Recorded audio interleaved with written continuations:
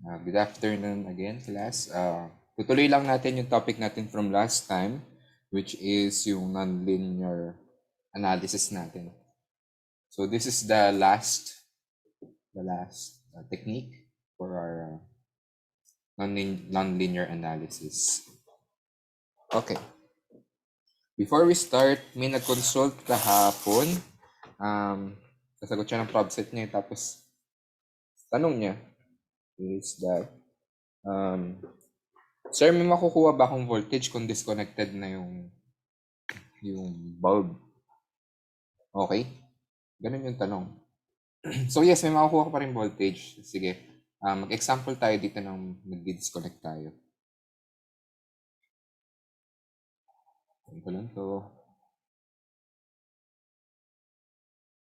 Let's have a simple voltage divider circuit.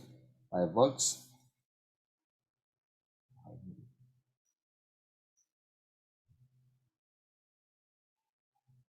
And then, let's call this R.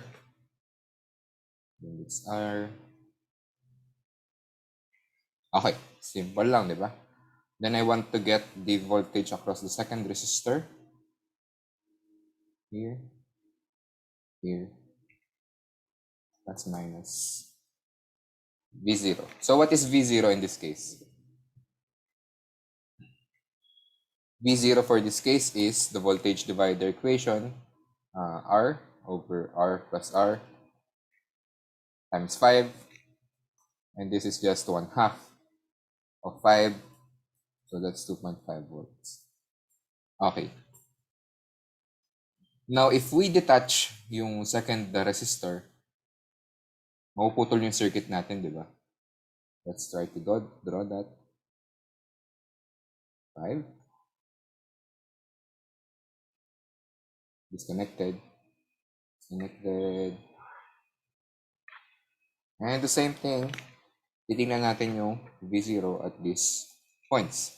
Okay. Gawin natin formally. Mag-node analysis tayo dito.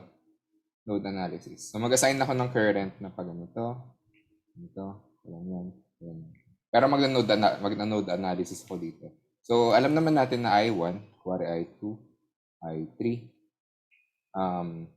We know that I1 is just equal to I2 plus I3. Okay? Wala namang bago dun kasi incoming equals outgoing. Di ba? Okay, let's try to find I3. At this node,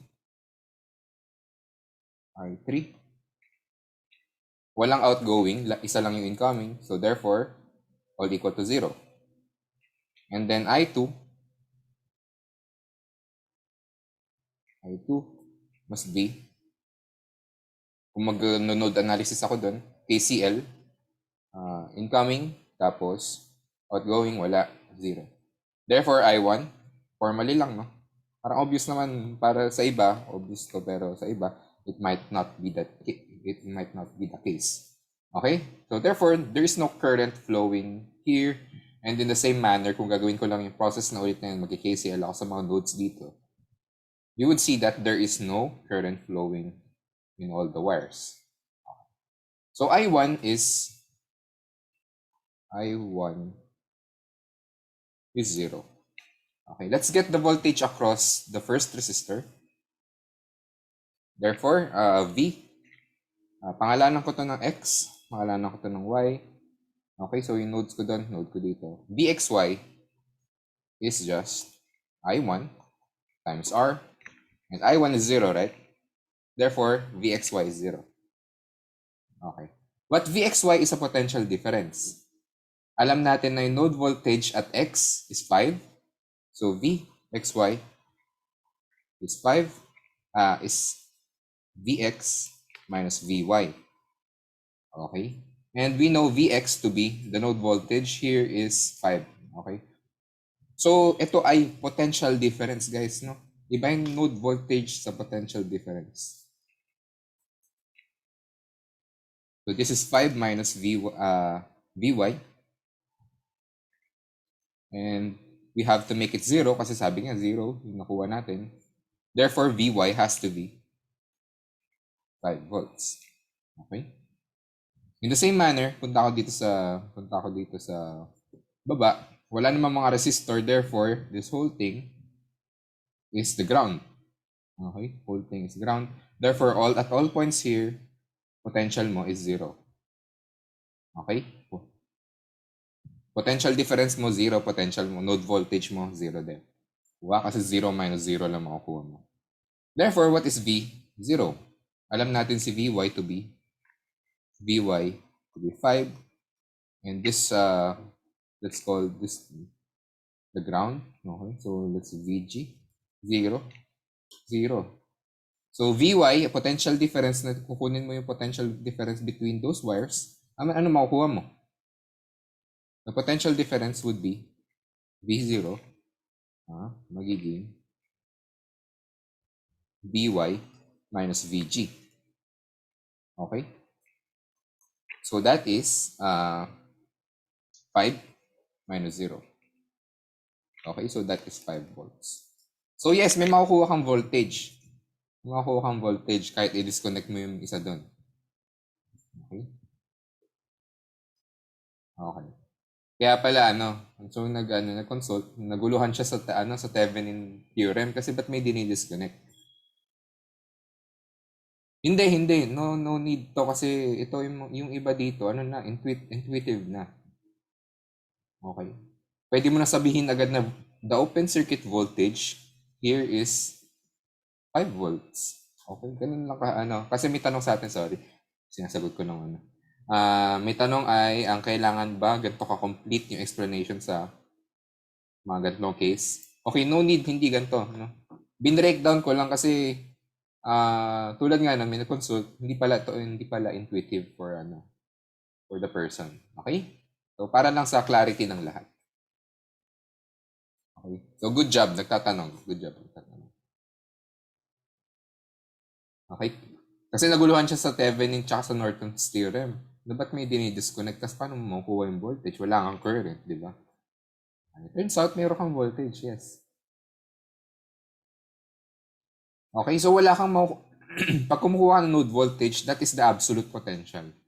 Mga absolute potential sila. Hindi sila potential difference. Okay? Potential difference is difference between node voltages. Okay, going back. We now proceed to our last nonlinear analysis technique, which is the incremental analysis. So solve natin to. Solve natin yung circuit natin dito, which is a diode, and we know diodes. Okay, KVL lang natin. Try natin brute force. So yung gagawin ko muna is yung analytical solution. So by KVL, mag-ano na ako, counterclockwise. Okay? Para dalawang positive yung tatamaan ko. So by KVL, VI, capital V. Okay, so yung capital ko may ganun para ma-distinguish lang. And then,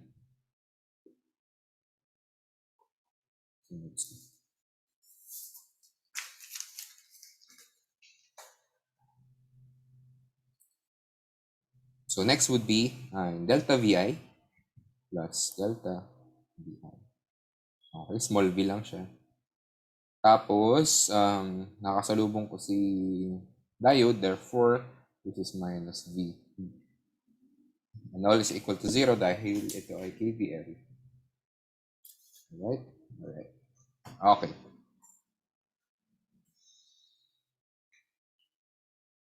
I-ayos ko lang. Ayos lang natin. VT must then be equal to VI plus delta VI. Okay? Capital. Okay. Then, I know alam natin yung characteristic current ng isang diode, di ba? Given siya. That is yung IS mo. Tapos, E raised to VD divided by the thermal voltage, VTH. Pero nakakalito nga. VT na lang gagawin natin. And then, from here, I just plug in my solution, which is IS. And then, VI. Lagay na natin explicitly. So, VI is 0.7, then yung delta small VI would be 0.001 sine omega t. Okay, 0.7 ba? 0.7 volts, tapos ay, huwag natin ilagay yung V. Plus 0.0001, tatlong zero, di ba? Dalawa lang. Okay. Sine omega t, tapos divided by all over Vt minus 1. Okay. So, may napala ba tayo sa analytical solution? Yes, may napala tayo. Pero it's very hard to imagine what this looks like in if you graph it or if you try to imagine it. So, exponential tas raised to a sine cosine function. Okay, not very useful. So, gusto natin ng ibang paraan paano to mas maganda tignan. Okay? Okay. To do that, balik tayo sa circuit natin. Pansinin natin that yung source dito, si capital VI, is very, very big as compared to that delta VI. Okay? So, tas yung isa, DC lang siya. Direct current lang ito. Tapos ito, varying with time. So, that is AC, alternating current. Therefore, what we can do is to look at yung bulk ng response na galing sa source mo. Okay? So, kasi yung isa dyan, malaki. Yung 0.7 mo. Okay? So, si capital VI, mostly, dun lang magagaling yung response mo. Alright? So, at VI equal to VD, VD equal to EI. VI, mas maganda. Okay? At VID equal to VI, so at that voltage, at that 0.7 volts, doon mo titingnan yung response ng circuit mo. Siyempre, that would correspond to a current na ID na response. Okay? So, VD corresponds to, capital VD corresponds to ID na response. Okay? And then, tapos i-add mo ngayon, no? Imagine mo, i-add mo ngayon yung small but irritating source mo kasi masyadong maliit yung mga slope niya, mahirap siya i-approximate. So this source, imaginein mo siya na dadagdag mo siya dito sa system mo. So therefore, yung voltage mo would wobble somewhere around here.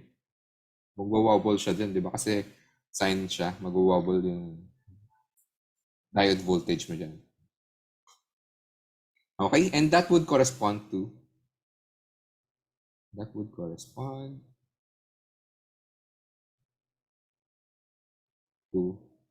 some wobbling along ID. Okay, so mag-wobble din siya along that along the y-axis kung nasan yung current mo. Okay, so that yung that wobbling could be referred to pangalanan natin siya ng delta V D. Okay, and this would also correspond to a response by the current na delta ID. Okay, wala namang bago. Di ba parang intuitive naman yun na bulk na response mo galing sa malalaking voltages, then maapektuhan lang siya by a little voltage from another source. Therefore, ganun lang din. Okay? So what we want to do is to break down so yung actual current mo, you want to break down that into the bulk of the response, ID, plus yung maliit mong response. Okay, so we want to do this. Ang result natin kasi kanina is this guy. Yes, nawala siya. It's this guy, which is not very informative. Pero pag tinignan natin dito, kung masusulat natin yung result natin as something like this, then it would be useful for us kasi kita mo na agad na most of that current is coming from this, then maapektuhan lang siya by a little of that. Okay, Consequently, we also want to see the voltage as something like this, VB plus delta VB. Okay. Okay. Okay. Paano ba natin to gagawin? Paano natin to makukuha? So for every function, let's say f, kunwari meron tayong xy variables, xy. So kunwari ang y mo is a function of x. And you want to see a breakdown, resibo. Resibo, gusto mo makita nung resibo nung f of x mo. Kailangan mo makita yung mga different slopes niya. What you want to do is to get the Taylor expansion of this. Okay? Kasi yung Taylor expansion, dun mo makikita yung breakdown ng second order terms, first order terms, and so on and so forth. Okay, and to do that, ito yung ito yung Taylor expansion natin, no? Nakakatakot itsura niya. Diba? Parang never ko ito minemorize sa buhay ko. Every time na magte-Taylor expand ako, pupunta na lang ako sa Wikipedia tapos yan, okay. Okay, so ayan siya, ayan yung form ng ayan yung form ng Taylor expansion mo. Yung first term, dyan mo makikita yung mismong value ng function mo at that point sa x0. And then titignan mo ngayon yung contribution ng slope, then yung slope ng slope, then yung slope ng slope ng slope, and so on and so forth. Okay? So, ayan yung silbi ng Taylor expansion. Titignan mo yung breakdown. Okay? So, from this, i-pattern natin yung yung variables natin. So, we want to break down ID, itong bulk nito, into something term by term. Therefore, we do the Taylor expansion. Ano yung y natin? Ano yung y coordinate natin? ID. And then, the function is a function of VD. Tama. X variable mo, yung small VD. Okay? Okay, and then let's do it manually. Ano lang to? Plug and play. Okay. So, yung x0 dito, yung capital X0, ayun yung tinitignan mong point. At in our case, ang tinitignan nating point is yung bias response. So, yung bias response is the bulk of the response. Okay, so dun bias yung system mo. Ano naman siya? Intuitive naman siya. Yung naming mo. Okay, so tinitingnan natin siya at capital VD. So therefore, this is capital VD. Okay. So that's the first term. Plus the derivative of f with respect to x. So that is derivative of f with respect to x. This is capital pala, sorry. VD. And then evaluated at capital VD. Then times this guy, x minus x0. So in our case, that is VD, small vd, minus capital VD. Then, second order terms, d squared f. Oops, may factor ako dapat dito. 1/2 factorial. Which is 1/2 lang din. Okay, 1/2 factorial is just 1/2. 1/2 d squared f VD squared. Second derivative lang. Evaluated then by capital VD. Tapos we have x, I joke, V. VD minus capital V. Okay, so bumalik. Punta na tayo dito. Okay, plus dot. Hindi natin kailangan lahat. Okay, the first term. Yung first term mo is just yung ID mo, ipa-plug in mo lang si capital VD. Okay, so that is IS E capital VD plus VT minus 1. Okay, so that is the first term. And the second term requires the derivative of that. The derivative mo to ngayon. Okay, derivative nito, simple. Exponential lang, mawawala na yung constant term. hindi tatablan. Therefore, this is IS divided by VT. Tapos E, V. Evaluate mo raw at V, capital VD. So you have that. VT. Okay. Have that. Okay, just checking. And then, let's write this down as delta VD. Delta VD. Okay. Proceeding, 1/2. And then, so ganun lang din. Second derivative, may malalaglag ulit na 1/VT. So this is I S VT squared. Then E, VD pero evaluate ko at capital VD. So we have that VT. And then delta VD squared. Okay? Dahil ito yun. Ay, may squared to. And we have the other terms. Okay. Okay. Now we proceed with our approximation. Okay. Si VT squared, si VT squared, may usual siyang value na 25 millivolts. Usual value yan. It can change of course. But it's small. Pero tingnan natin si delta VD. Si delta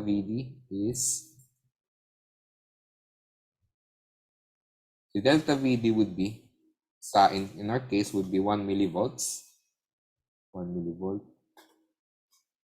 So delta VD is just very small. Okay? 1 millivolt. Therefore, we can drop the second order terms. Kasi mas sobrang liit na itong terms na ito. Okay. So what we are left with is, so this is ID. What we are left with is this guy. First term. Copying ko lang.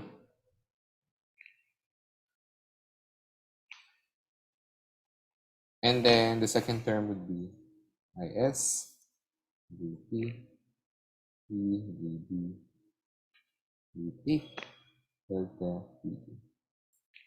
Okay, and this is nice kasi dalawang term siya. We could already recognize that this is your bias response, which is capital ID. And then we could write these terms down as your delta ID. So we have this. O, diba? It's so nice. Ang linis na tingnan. Okay? Alright. So we have that. Ngayon, do we have to go through that arduous journey para makuha lang lagi yun? Na mag-tailor expand ba lagi tayo? Hindi, no? Hindi. Basta ma-assure mo lang na yung this term could vanish. Basically, you just need to have your VD, delta VD very small. Okay, then the general formula would be this. Okay. So, saan to galing? Dito lang. Di lang siya in-evaluate. Okay. So, ito kasi agad ay yung ID mo. This is your I. Plus delta ID. Okay. So, this delta ID is, in general, is this guy. So, you have that. Okay. Now, it's very useful if we kung malalaman natin, kung solve natin yung resistance ng isang ganitong non-linear element. Okay. Kasi pag nagawa mo yun, pag nalagyan mo siya ng resistance, you can now proceed in treating it as a resistor in that incremental region. Okay, so magiging normal na resistor na siya, tapos you can proceed with the voltage divider and whatever process you can do with linear circuits. Okay, di ba ang V is equal to IR? So the V over I is simply R. Okay, divide natin to. Divide natin. So delta ID over delta VD is just dF dVD evaluated at the bias voltage, capital VD. And then this is I over V. Therefore, yung reciprocal niyan would correspond to your resistance. Okay? So, reciprocal nito would be this. So, this is the resistance for your nonlinear element. Okay? Okay. Sige, mag-try tayo ng example no, para hindi naman tayo lost in life. Paano siya ginagawa in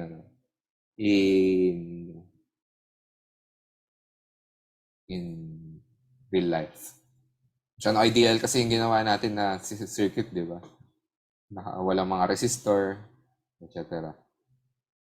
Okay, so let me draw my example. May example galing sa libro. Plus minus. Plus minus. This is 5 volts DC. And this is 50 millivolts. 50 millivolts.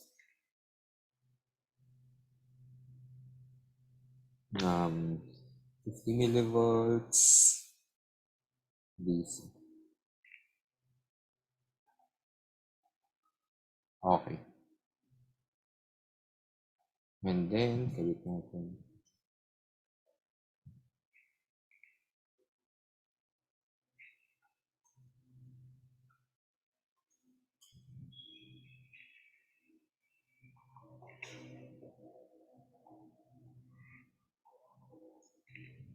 This is R.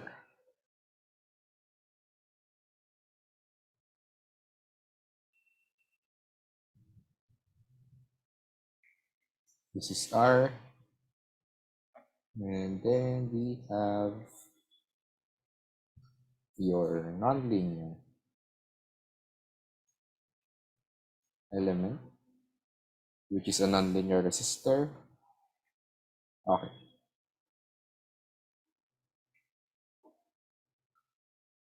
Ito yung plus, minus. Then, titingnan natin yung voltage niya. So, that would be, pangalan natin V0. And we have a current ID going downwards. Okay, what is the property of this resistor? This resistor has the property of K V0 squared for V0 greater than 0.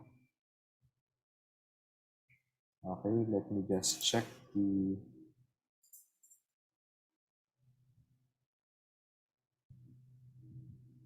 okay, 1 kilo. Okay, and this tapos some given lang ng problem would be 1 milliampere per volt squared, and then R would be 1k ohm. Alright, specs lang ng problem. Okay, so how do we do this in principle? Ang unang gagawin mo, first things first, is to find. Kailangan natin mahalaman yung ano. And goal pala dito sa problem na to is to get the ID, yung current ng current ng system mo, ng resistor there. Okay? So first things first is to find the bias response. Yung mga capital letters mo. Response. To do that, wag mo munang i-mind tong si, ba't busy rin yung kabila? AC to. Okay. AC.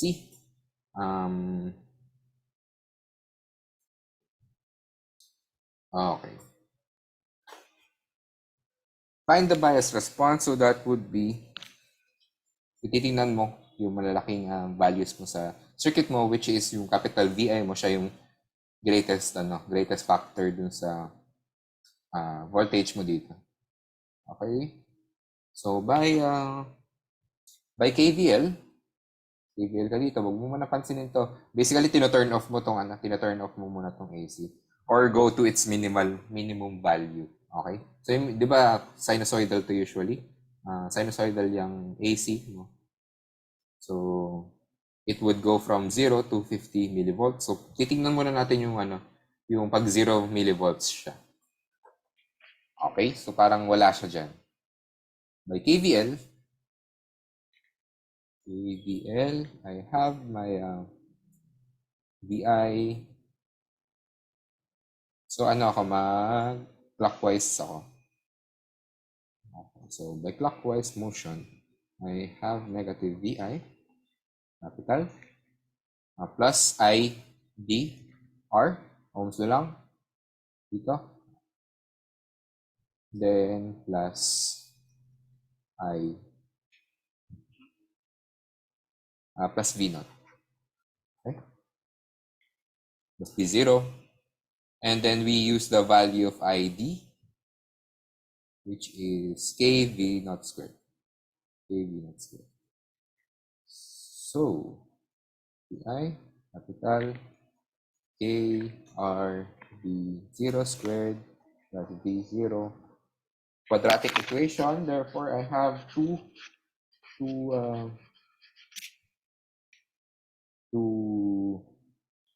answers for V0, but I will get kunin ko lang yung positive.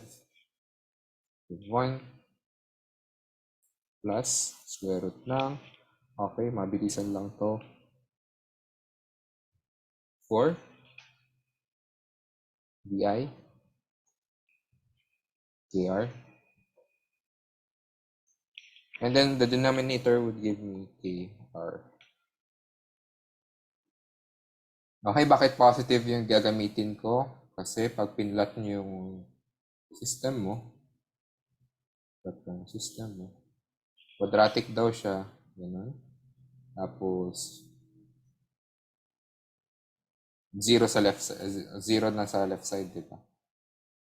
Dahil dun sa given. Okay, so 0 siya dito sa left side mo, sa left quadrant 2. Tapos, kung ipa-plot mo yung isa pang line, you'll have something like this. Then, isa lang yung makukuha mo. Okay? Okay. So, from here, I just plug in my capital V naught ito. Capital V naught. Kasi mga bias response yung kinukuha mo. Okay? Plugging in the things that you have. Plug in ka, no? So, plug in mo lang itong mga bagay na nandito. 1 kilo ohm, 1 milliampere. And then VI is given, which is 5 volts. Therefore, what we get is around 1.8 volts. Okay, 1.8 volts. Now, I could easily get the bias response for the current, which is ID. Plug in ko lang yung K, V naught squared, evaluated at V0. Okay, so this is just K, capital V, 0 squared. Okay, plug in. I would get 3.24 milliamperes. First things first, kailangan ko kunin yung responses doon sa nonlinear element. So, for this case, meron tayong V naught dito and then ID. So, kukunin mo yung bias response doon. Kukunin mo bali si capital V naught and capital ID. Okay, so that's the first thing. So, we're done with that. Now, let's get the incremental response or yung maliit na value. Okay, so what formula do we have for that? What formula do we have for that?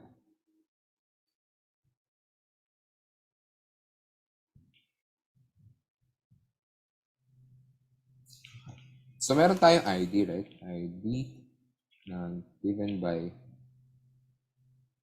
This one. IDDF. VD. Kopyahin ko lang muna. Hindi pa natin siya marerelate. I mean, mamaya ko na isusulat in terms of our equations. VD times delta pala. Delta VD.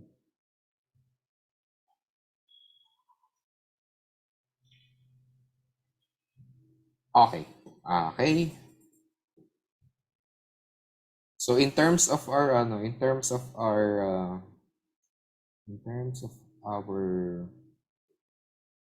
system, I have ID. So ang gagawin ko ngayon for this part is to papatayin ko muna si response ko para di tayo mahirapan dun sa delta. Okay? So si normal source mo naman pwede mong patayin yan. Okay, we have wala naman, matatanggal mo lang yun. Matatanggal mo lang yung mga delta kasi 'di ba yung delta ID mo, meron siyang ganyan. So kung papatayin mo yung mga capital, yung mga malalaking, yung mga bias response, you could eliminate this. Okay. Pwede mo naman sila include, ganun pa rin naman. Mahahassle ka lang sa notation. So VD in our case is V0 kasi yun yung voltage dun sa nonlinear element mo.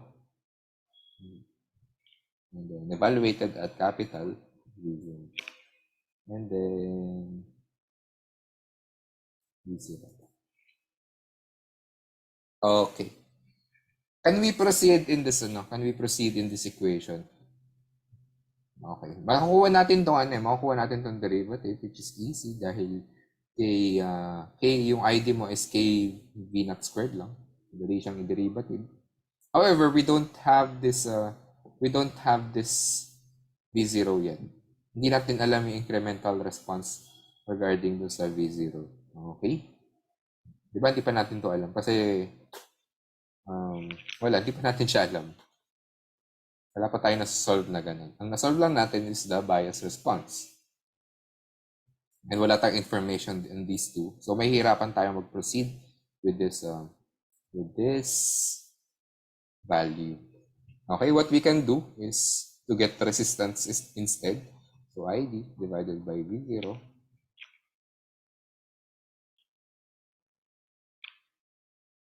which is your reciprocal ng 1 over R. Okay? So, therefore, makukuha natin yung resistance. Resistance is then, sige, binalibaliktad ko na yung inverse. Okay, derivative ng function natin would be k, v naught, tapos squared yan. The derivative mo, bababa lang yung 2. Very simple. And then, pa-plug in mo ngayon si capital V0. Therefore, magiging ganun na siya.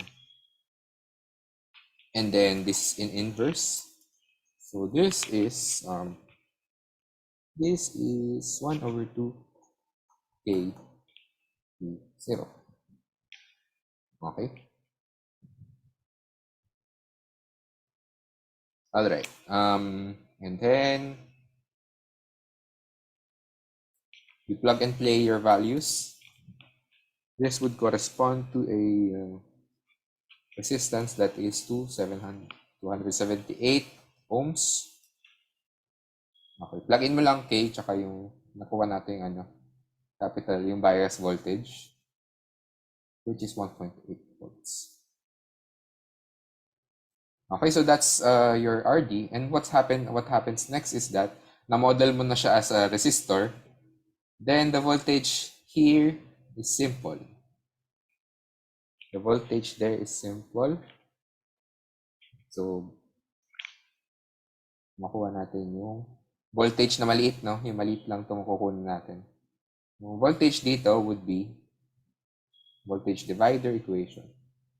Okay, so RD over R plus RD times yung source mo, which is small vi. Okay, so, kinukuha natin itong small v kasi tinitingnan natin yung small response. Okay? And then, plug and play na lang ito. you can actually get 10.9 millivolts.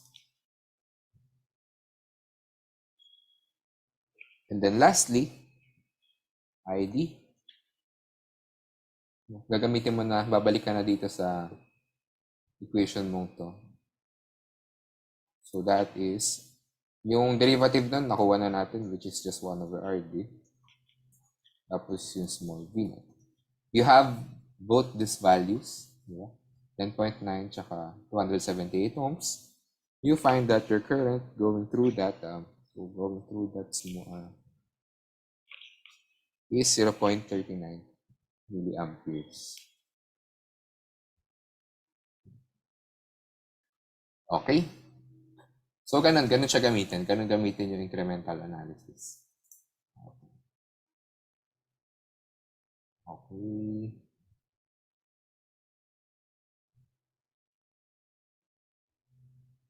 That's it. We're done with the incremental analysis. So you have, kailangan mo pa rin magbasa. Kailangan mo pa rin magbasa to answer some of your questions. Kailan nagiging valid yung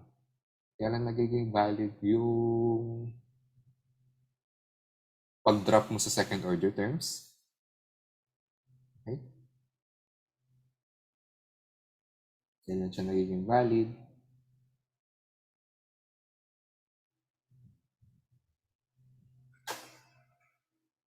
Okay. So, ano yung total response pala? Ano yung total response? VD is just capital V, D, plus yung small.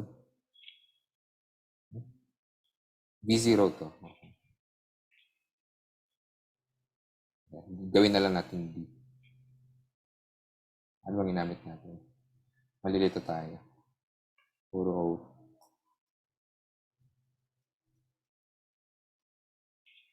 Okay? So, sige, gamitin mo. Prime na.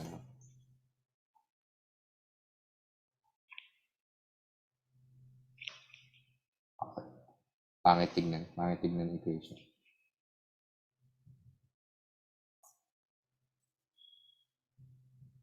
ID. Ito ID talaga.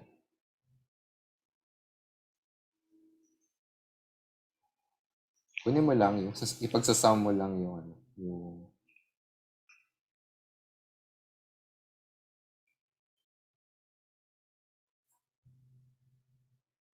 Small d na lang dito. Okay. Yan pala ginawa natin. Okay. So, ito yung total response. I-add mo lang yung mga nakuha mo values. Okay? Okay. So, doon sa sinasabi ko kanina, paano mo malalaman kung kailan magiging kailan mo malalaman kung pasok ba yung values ng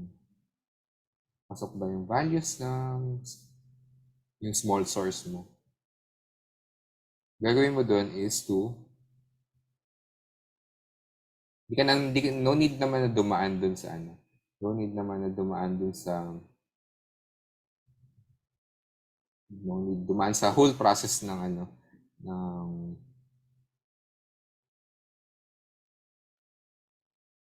tawag sa expansion, Taylor expansion. Okay, so no need dumaan doon sa whole thing na yan. Ang gagawin mo lang is you look at the second and third term. Basically, yung second order tsaka yung first order terms. Ipagko-compare mo sila. Kunin mo yung ratio nila or just kung gustong percentage na lang, dapat yung third term should be no more than the 10% of the second. The third term must not be larger than 10% of second term.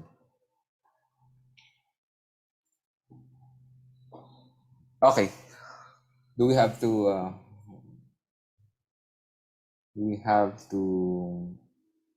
sa exam ba makikita niyo kailangan niyo ba mag-check Probably not. Kasi bibigay ko naman ito, pasok na yung pasok na dapat yung gagamitan mo ng incremental analysis.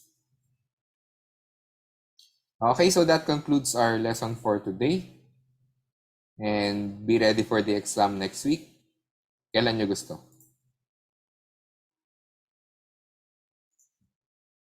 Stop share na ako. Kailan nyo gusto? Sa Monday, wala tayong lab, no? Sa Monday, wala tayong lab. Kasi akle, tama ba? Sa may mga org, may akle, di ba? Grabe yung, grabe yung memo. Classes are suspended from 12 to 7 p.m. Wow, pasok na pasok yung klase ko. Saktong-sakto siya. Okay, so wala tayong klase ng lab sa Monday. Tuesday, we proceed with a lesson. Tapos may prob set ako i-upload din today. Kasi i-flash ko na yung prob set. Yung prob set natin would be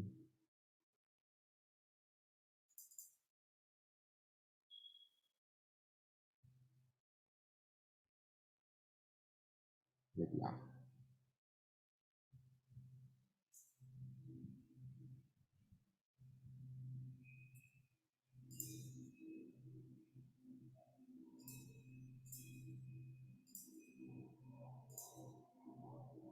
Okay, prob set 3. Isang tanong lang to.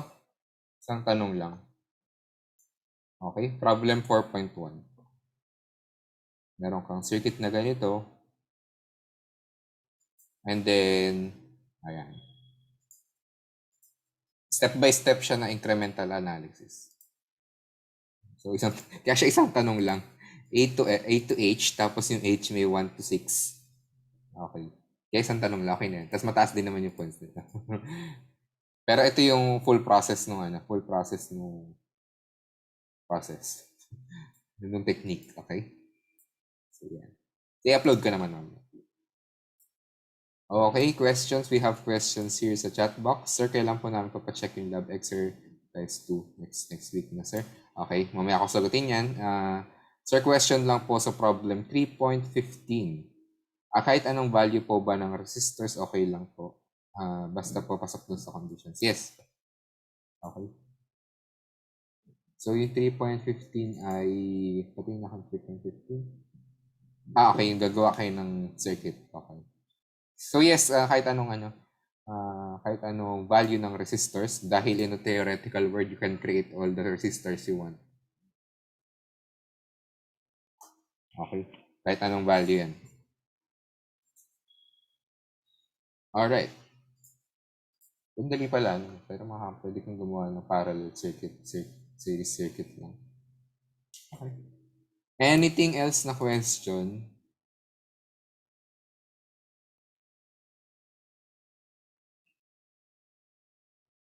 Okay. Yan. Magagamit din ba namin, sir, sa yung tatlong methods before the incremental? Oo, magagamit yun. Actually, incremental, na siya, combination na siya ng iba't ibang methods. Diba? So, para makuha mo yung isang part dun, di ba, kung ay example natin kanina, dalawa yung value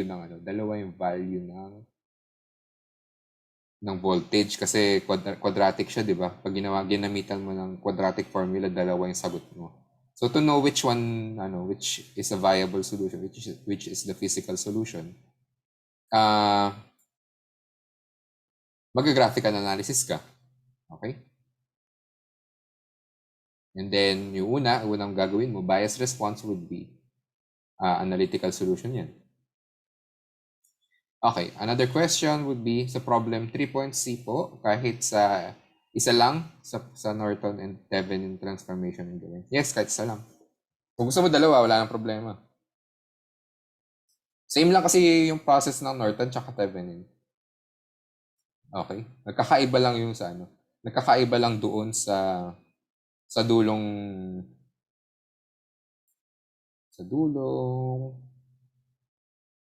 yung equivalent circuit niya. Kasi di ba Thevenin would be a resistor in series with a voltage source. Tapos yung sa Norton would be a resistor in parallel with the current source. Okay? Sir, pwede po ba mag-Thevenin sa 3.15? 3.15. Yes, actually ayun yung point ng ano, actually ayun yung point ng Thevenin ng 3.15. Nagamit kayo ng Thevenin. Exactly, ayun yung gagawin nyo.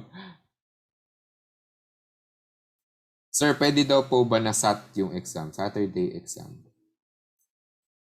Okay lang sa akin. Okay lang sa akin. Kung gusto niyo Saturday. Okay lang. Okay. Pwede na Wednesday. Gusto niyo Tuesday na agad. No problem.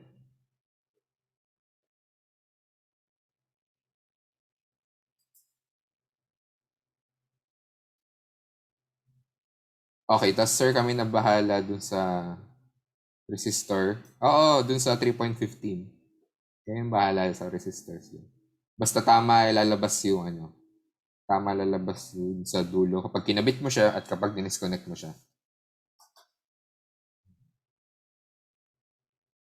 Sir, paano po kapag hindi kami nag-Thevenin ganyan sa 3.15? Okay lang. Sige, no problem.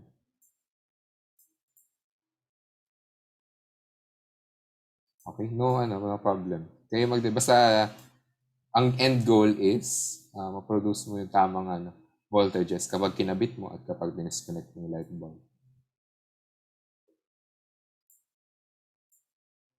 Okay, any more questions?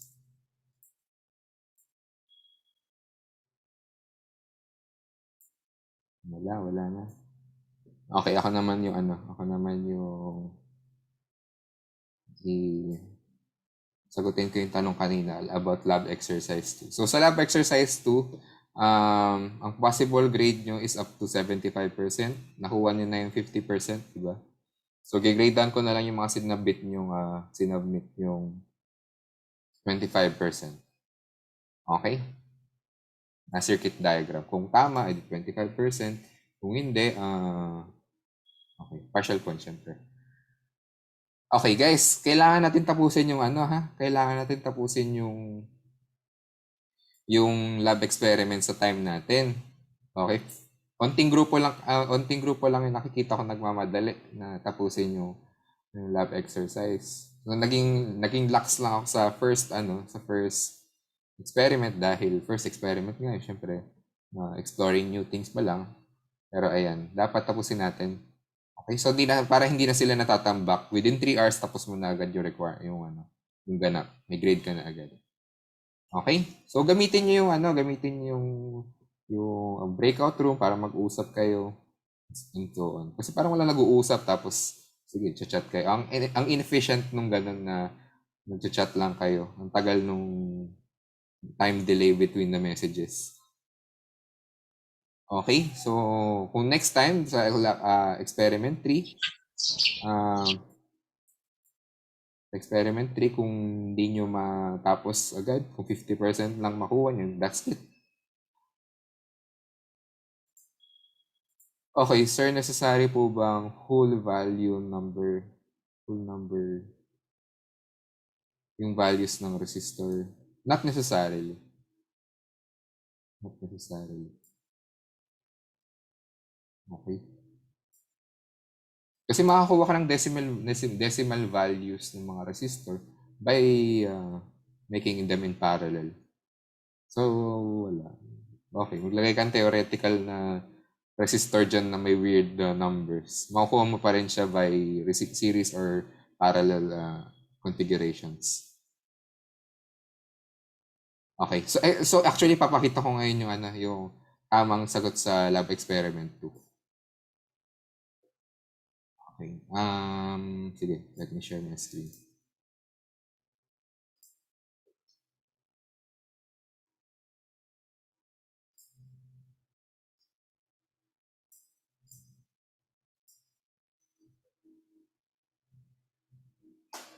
Okay, kita niyo na. Paano ba gawin yung problem? So yung problem ng lab experiment 2, 'di ba, may Arduino ka. Okay. May 5 volt source siya. So ito yung Arduino mo ngayon, parang outlet siya. And you have to connect your 5 volts to some arbitrary circuit that will have yung charger mo. So, ito yung charger mo, ayun yung ports ng charger mo. Kakabit mo dyan yung bagay na i-charge mo, okay? So, dapat itong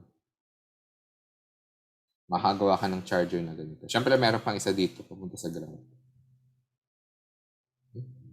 And then, you are allowed to create 2 digital pins to aid you with the problem. Okay. How do we do this? Gawa tayo ng, so, this is my 5 volt source. Wait lang, ibababa ko, sorry. Volt source.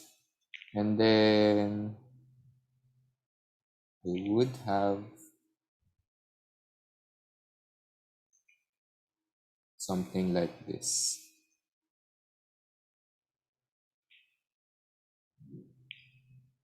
Okay. Okay. So, tingnan muna natin itong system na ganito. Dito ko ikakabit yung antenna ko, yung kakabitan ng material. So, yan siya. Ito yun. Ito yung plus. Ito yung minus.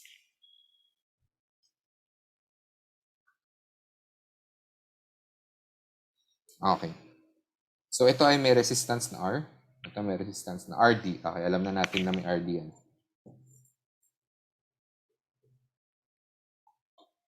So, yung potential difference across this, ito yung V0 ko. Ayan yung kakabitan ng charger. V0 is just 5 times R over R plus RD. Tama ba? Voltage divider.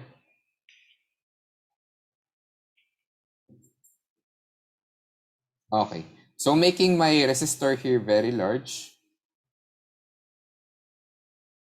ang mangyayari, magiging tataas yung voltage across this material. Suppose by any chance na RD is equal to R. Wala lang, for simplification lang. Ano yung mga values na makukuha ng V natin? V0. So, mag-charge ko siya ng 5 minus 2.5. Tama, kasi pag equal tong dalawa to, 1/2 na lang yung voltage dito. So, meron akong 2.5 volts na charging power. Okay. So, pasok siya sa restriction ko na greater than 0.5 volts. Okay? So, satisfied na isa. And then, what do I do? What do I do?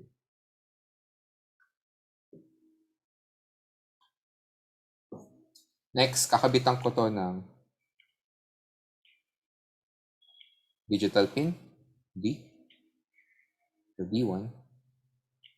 And when I do that, meron akong pwedeng values ng D1 to, which is high and low. D1 can be high or low. Kapag high siya, this is, ano yung voltage dito? 5 volts. Okay? And then, sure ako na yung voltage dito will be small. Okay? Voltage dito would be small. So, yung kanina tinry natin, kapag yung RT mo is equal to R, yung voltage doon 2.5 volts. Therefore, walang mapuputol yung circuit ko pag binuksan ko si D1. Okay? Pag naputol siya, ano mangyayari sa circuit ko? Magiging ganito na siya. Ganyan na lang siya. Okay? And then, ano nakakabit dito?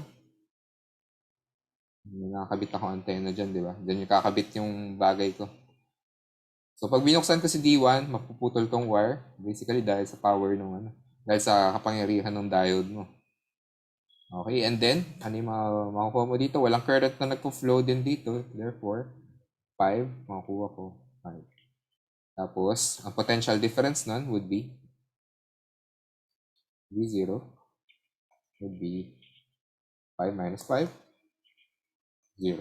So, meron na akong V0, yung charging ko.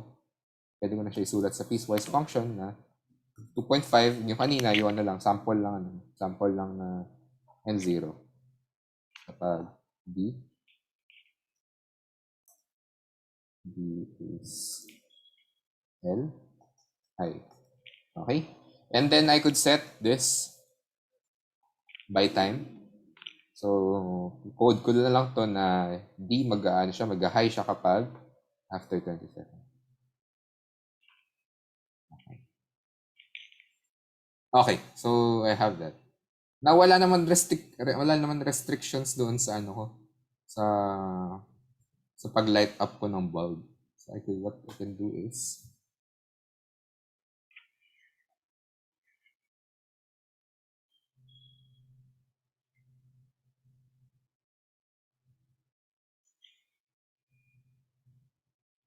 volts. I-redraw ko lang yung mga bagay-bagay. Sigip na dun eh. Okay, meron ako antenna. And this is my R, diode. And then D1. I could have another here, which is D2. Okay, ang goal lang naman ni D2, pwede kong gamitin ko na lang si D2 para sa light up nung system ko. Okay, so resistor muna dahil safety purposes. And then diode.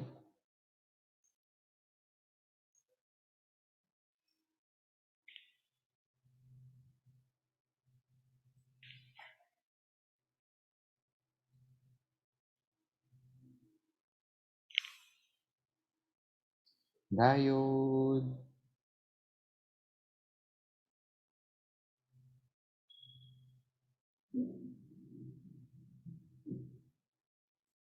Okay. Pwede ko attach dito. Dahil 0 naman to at those times. And then kapag nag-high siya, magiging 5 ito. Then I would have another here to the ground. Okay, to the ground. Okay. So what happens is that kapag at t less than 20 seconds, at t less than 20 seconds, ang mangyayari is that ang voltage nito would be low and this blinks, blink.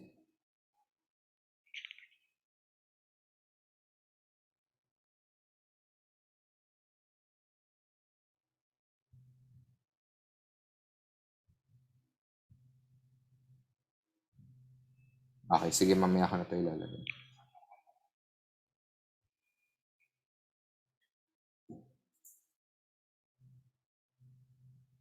Yes, so dapat after ng 20 seconds ng charging, 0 volts na yung mariread ng voltmeter. Okay. At t less than 20 seconds, this is parang ground ito. So the current will flow pagano'n, nakapagano'n. Okay, and then this would simulate the charging, tapos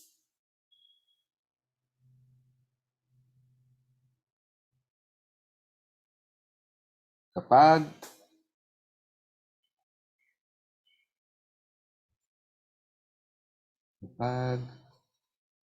pwede pa pala akong maglagay ng sorry, nag-unstable yung internet ko. Okay. So this one, ito yung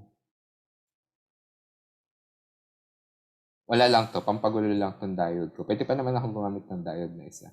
Wala naman sa restrictions yun. Okay, so si diode here would simulate the on and off charging ng charger mo. And then ito would give off the charging signal. Kasi at t less than 20 seconds, may current flow ka pag ganun. At next would be at t greater than 20 seconds. What happens is that this is cut off kasi mag-high na ito. This becomes high. So, may node voltage ako dito na 5 volts.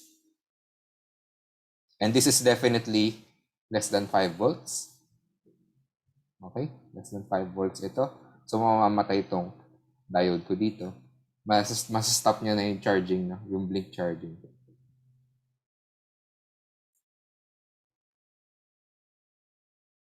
Okay. And then, pwede pa akong mag-attach ng isa. I think this will do the work. Okay. Para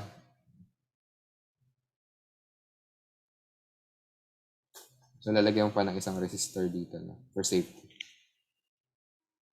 Okay, so somehow ganito yung itsura nung ganito yung itsura ng circuit mo. Okay? So si Blink naman ay independent. Wala pwede mo siyang ihiwalay na wala siyang ang mangyayari na sa kanya is dapat lang masatisfy niya nagbi-blink siya kapag less than 20 seconds. Okay, so pwede mo itong So ito lang talaga yung mahalaga. Okay. Sir, bakit hindi na lang tayo gumawa ng ganito? So may 5 volts ka. 5 volts. Kabit mo sa D. Tapos low for less than 20 seconds. And then high kapag 20 seconds na. Okay, ba't di na lang tayo gumawa ganito, sir? 5 volts pa yung makukuha mo. Malakas pa yung charging mo, di ba? 5. Ito, pwede mo i-set yung D sa low, which is 0 volts. Therefore, yung makukuha mo ay 5 volt charging for less than 20 seconds. And then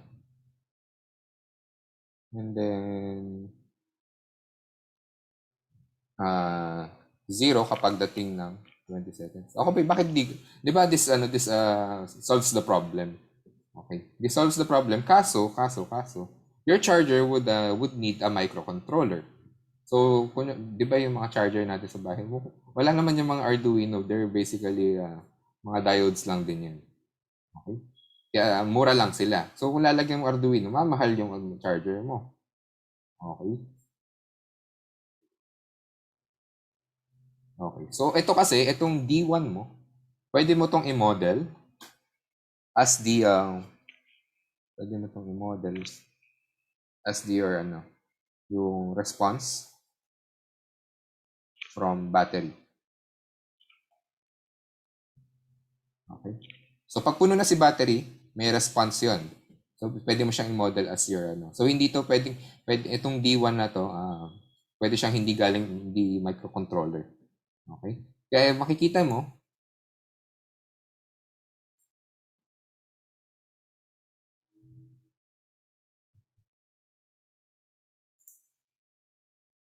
makikita mo yung mga charger mo, yung mga baterya mo usually. Pag dinignan mo sila, meron tatlong butas yan.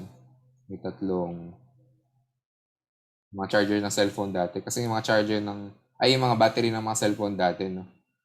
Yung ngayon kasi hindi na nababaklas yung mga battery ng cellphone. So meron silang tatlo. Meron tatlong tatlong conductor. So isa yung sa positive, isa sa negative, then yung isa would tell us kung full charge na ba siya or hindi pa. Okay? So basically ganito yung more or less.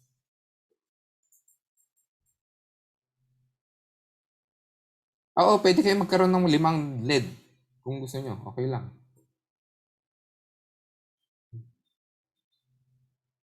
Pwede ka naman gumamit ng digital port.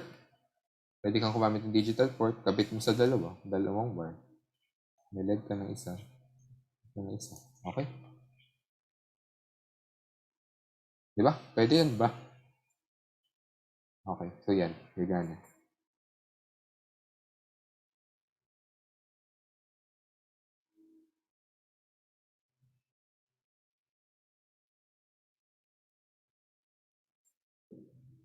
Okay?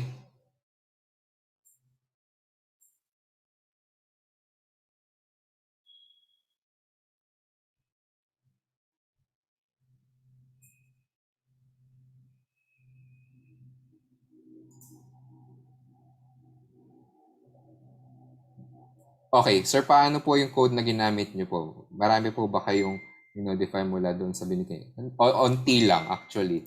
Onti lang kailangan ko. Nagkaroon lang ako ng dalawang digital pins. Ito, continuous blinking lang to. Kasi pag continuous blinking mo siya, regardless, mababa yung voltage dito. So 5 volts to siya pag high or 0. 5 volts or 0. This one is less than 5 volts. So kapag nag-on na to, stop charging na. So this is 5 volts, this is less than 5 volts.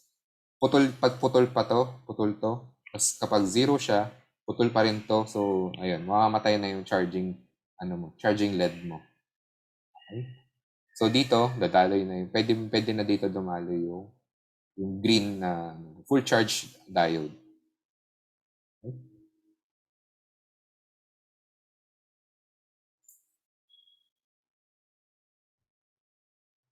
Okay, definitely in design experiment 1 sa lab. Next week after next week after ng week ng exam.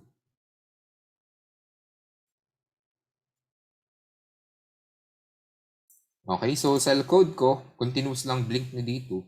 Tapos mag-on lang ako nito kapag t is equal to 20 seconds na. Ayun lang, naka-loop lang yung binibilang ko lang yung number of loops. Okay, then ita-test ko lang to gamit yung voltmeter code ko. Okay. So ayun, yun yung solution.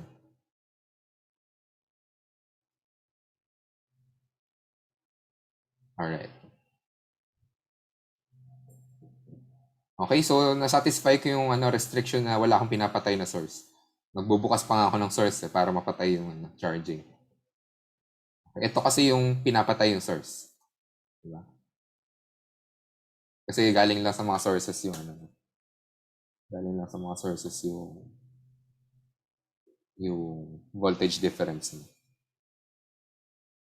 So dito diode yung nagko-control ng Okay. Sige. Sample na lang yun. Hindi ko pa siya na-try kung gagana nga siya sa Arduino. Pero try ko sa new weekend. Dapat gagana siya. Okay. Well, ginawa ko na pala siya. Yung last time. Okay. May onting modifications lang ako dito dahil Kailan po deadline ng bagong prob set? Tuesday. Okay. Sige, upload ko yung sample code for experiment 2. Okay, pwede nyo rin gawin on your own time kung Okay, sir, pwede po later kasi marami kaming dead. Anong ginagawa sa Tuesday?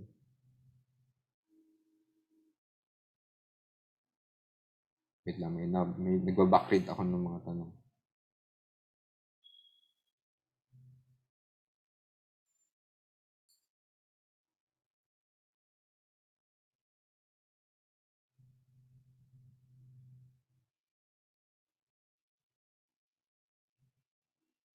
Okay, Sir Medj, hindi namin gets kung paano ilaw yung diode for charging kung 0 volts na.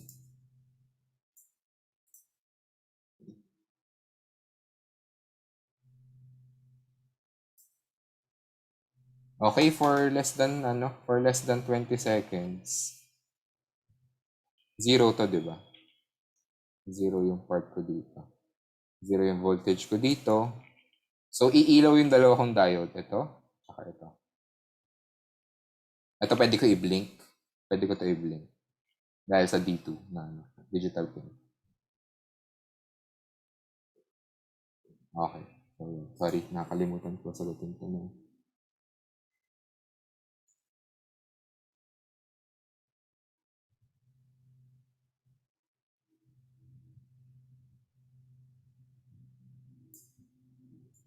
Okay. Sige. Kung di kaya ng Tuesday, isog natin. Okay. So, hindi ko siya bibigay ng Tuesday. Okay, any questions from the prob set? Kasi in-extend ko yung prob set deadline hanggang hanggang midnight mamaya. Okay, baka may questions pa kayo. Game lang. Pwede kayo again guys, pwede kayo mag-consult, no? Kung gusto nyo manghingi ng alternative explanation, okay sa akin yun. Mas gusto ko yung ganun, tinatanong ako ng ganun. Kasi mamaya, baka kung yung pinagsasabi ko dito, sa akin lang siya malinaw. Sa inyo pala, malabo siya. Okay? So, that's on me. My fault yun. So, magtanong kayo, mag-consult kayo. Okay? Yung tanong, meron tanong dito, design experiment 1 ba ay synchronous din? Yes, synchronous din siya, pero extended ang deadline for the whole day. Okay, that's dahil mas mahirap ang design experiment. Yung lab activity, dapat kaya nyo siya ng within that hour, 3 hours lang. Okay, para hindi natatambak yung hindi natatambak yung trabaho. So 158 natin last time pa nagtambak-tambak na yung mga kinocode nyo doon. Okay. So avoid natin yung ganun ngayon para matapos na time. Para mas makapag-focus kayo sa other requirements. Okay, anything else? Kung wala na, dismiss na tayo dahil lagpas na tayo sa oras. Joke lang, meron pa. See? Yan. Sir, sa question 1 po sa prob set, pwede makahingi ng clue. Anong prob set? 3? 2, 2, 2, 2. 2 o 1 ba to?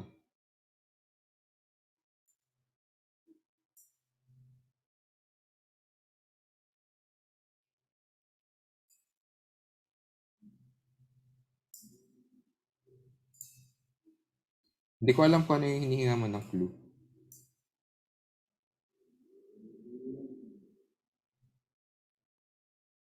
Anong question mo? Anong prob set? Sorry. Anong prob set? Sige, sabihin mo sa akin. Ang tanong ay, nanghihingi siya ng clue regarding sa question 1 ng prob set. Hindi ko alam kung which prob set.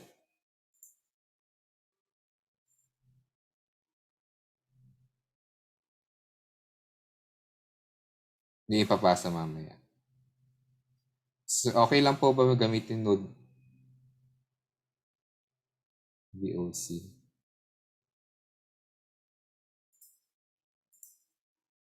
Wait lang, tinitingnan ko yung problem.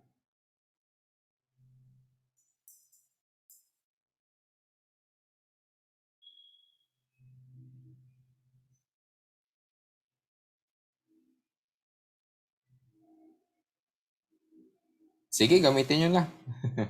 Ano lang naman yung node method, shortcut lang ng shortcut lang ng KVL at KCL yan. Sige. Yung prob set ko na ipapasa nyo mamaya.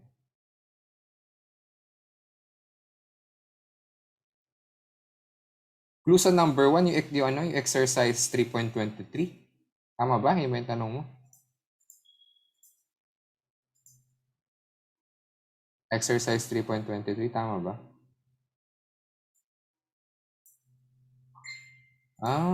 Ano mahirap dito? Magsusuperposition kayo. Papatayin yung isang current, yung current source or yung voltage source.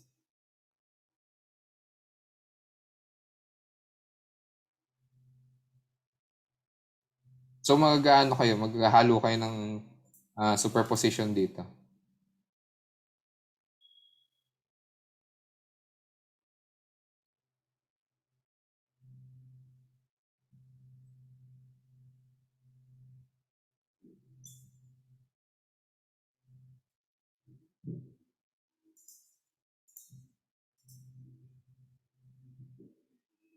Ano daw meaning ng alternate Thevenin and Norton transformations? Pwedeng isa lang yung gamitin. Basically, Thevenin and Norton equivalent circuits lang yun. Yun lang siya. Fancy term. Okay. Sige. So, yung gagawin nyo sa exercise 3.23 sa problem set 2, superposition yan halo. Sige, bigyan natin ng clue para naman drawing tayo.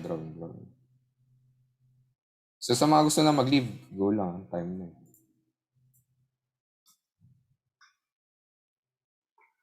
Drawing ko lang yung circuit.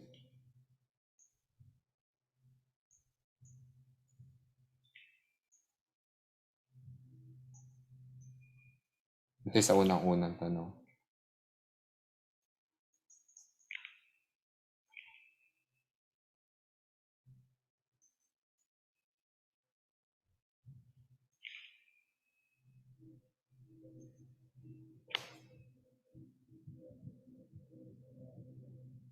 Ay.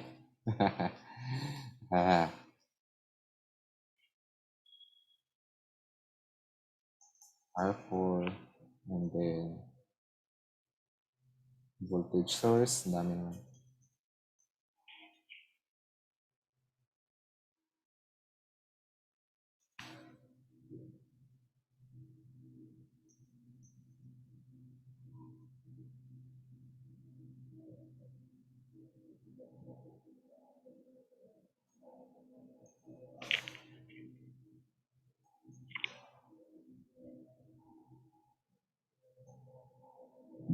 Seven.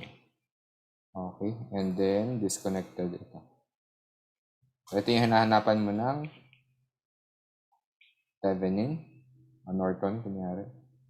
Okay. So kapag pinatay mo isang patay natin itong current. Makapadali niya buhay mo. Madi-disconnect yung top part, di ba? So magiging ganito na lang siya.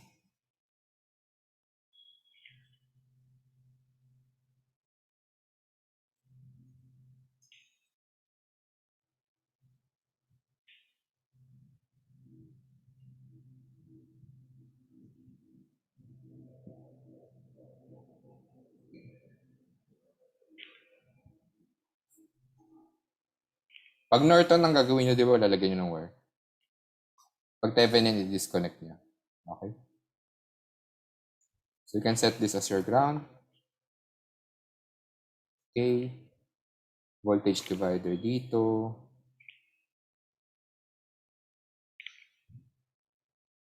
Okay. Then find the current here, and this is easy.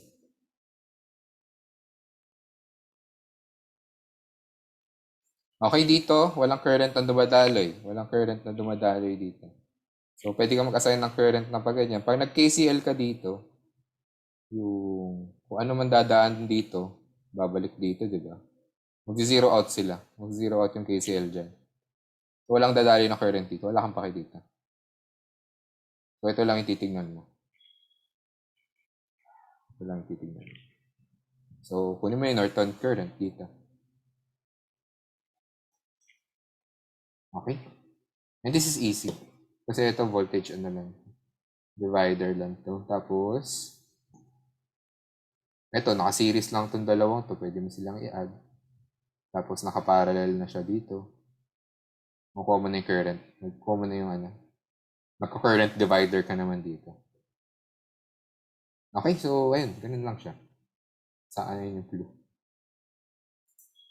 So, sige, dismiss na tayo. 2:40 na. Okay, have a nice weekend, guys. Again, mag-consult. Gusto ko yung nagko-consult sa akin na natutuwa ako pag naghihingi ng alternative explanation sa mga bagay-bagay. Okay? Huwag mahihiyang magtanong. Sige, dismiss na. Have a nice weekend, guys. Bye! Thank you po, sir. Thank you, sir. Thanks. Thank you, sir.